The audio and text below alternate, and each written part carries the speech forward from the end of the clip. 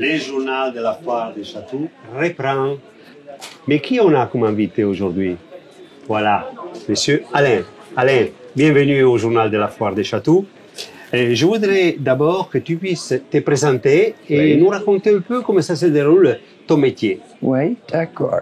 Donc c'est Alan Bradbury, un nom écossais. Je viens d'Écosse, mais je suis en France depuis 30 ans. Et je suis arrivé donner les cours d'anglais et tout ça, mais avant en Angleterre, j'étais dans le métier un petit peu surtout meubles, les enchères, les objets insolites. Et ça me manquait. Donc dès que j'avais les papiers corrects et tout ça, je me suis lancé là-dedans, spécialisant dans le tissu, vêtements anciens, les choses qu'ils ont vécues d'une qualité qui n'existe plus. Donc, j'aime bien les textures naturelles, les choses faites main, tissées. Et en France, on a beaucoup de choix de qualité de tissus, de textiles. Il y a énormément d'histoire de ça. Et la différence entre ce que vous produisez ici et ce que nous avons produit en Angleterre, c'est très différent.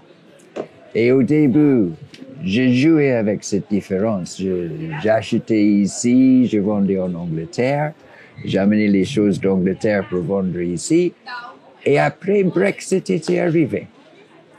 Et tout était arrêté parce que c'est trop difficile pour passer les frontières, lister tout, payer les taxes et faire la même chose pour revenir avec. Donc, je suis dirigé vers les foires françaises maintenant avec très grand plaisir. Et c'est la 3e fois que je fais Chatou. Et j'espère que ça va continuer parce qu'il y a une ambiance unique ici.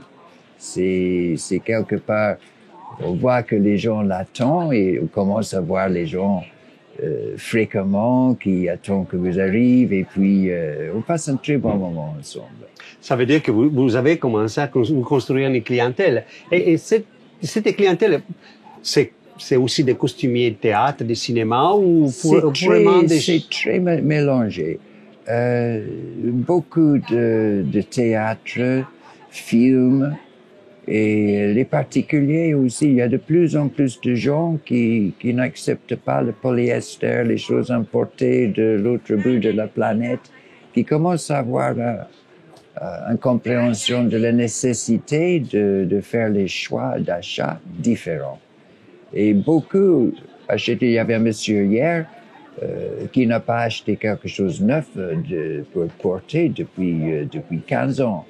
Et il y a des gens qui viennent pour ça, parce que la qualité n'est pas la même et l'éthique non plus.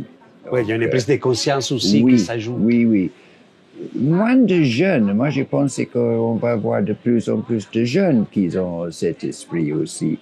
Mais c'est vrai, la majorité de notre clientèle s'est déjà établie dedans depuis un moment.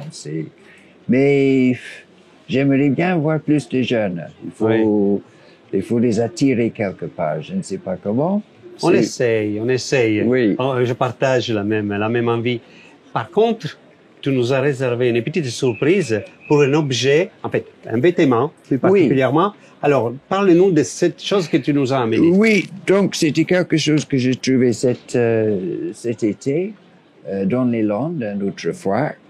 Et il y avait la carte postale d'une femme dans un théâtre, musicienne, je pense, datée Paris 1893. Et pas complet, mais il y avait la jupe dans la photo. C'est exactement la même. Exactement le même. En très bon état. Ah oui. Et puis le petit tablier très travaillé en soie avec le fil d'or en dentelle. Et je trouve ce genre de choses extraordinaires. C'est pas tous les jours que le passé devient aussi vivant aussi immédiatement. Et c'est ça dans le métier. On tombe sur les choses assez souvent qui fait joie au cœur quelque part et qui fait un lien avec le passé et la continuité. Justement, c'est un passeur d'histoire. Oui, Ton rôle. oui, absolument. Et de passer un message aussi, parce qu'il y a encore les gens qui m'appellent, qui disent « Oh, j'ai ceci, j'ai cela ». J'ai dit « Bon, est-ce que vous avez les vêtements hommes ?» « Oh non, il y avait un trou, nous avons tout jeté, nous avons tout brûlé. » Et de passer le message que il faut plus faire ça. Il faut donner ou appeler les brocanteurs parce que même quelque chose de troué peut être réparé.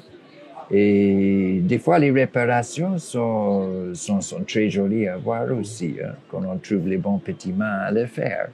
Les petits mains. À propos des petits mains, est-ce que avant de nous quitter, est-ce que tu pourrais nous raconter une anecdote, quelque chose de particulier qui t'est arrivé dans ton aventure?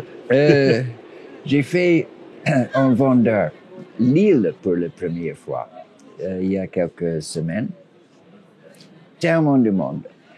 Et il y a des allées où il y a tellement de monde que c'est comme vous êtes sur un tapis roulant. Et il y avait un ami de moi qui est passé devant un stand, elle a pris un vase pour le regarder, et avec la force de la foule, elle était emportée par la foule, loin de le stand, elle ne pouvait même pas le poser, et donc elle était obligée de revenir le lendemain pour le rendre au marchand. Mais énorme. Ici, il y a de la clientèle, mais on a le temps de parler, de discuter. Avec trop de monde, c'est beaucoup plus difficile. J'ai adoré le foire, par contre. J'ai adoré l'ambiance aussi. Mais j'aime bien ce genre d'événement où tout le monde peut prendre le temps pour regarder bien et passer un moment sur le stand sans être bousculé. Et ça, c'est bien. Ça, c'est très, très bien. Bon, allez, bon, je te remercie beaucoup de ta visite. Merci. Et nous, on se retrouve demain pour encore un autre journal de la Foire des Châteaux. À bientôt.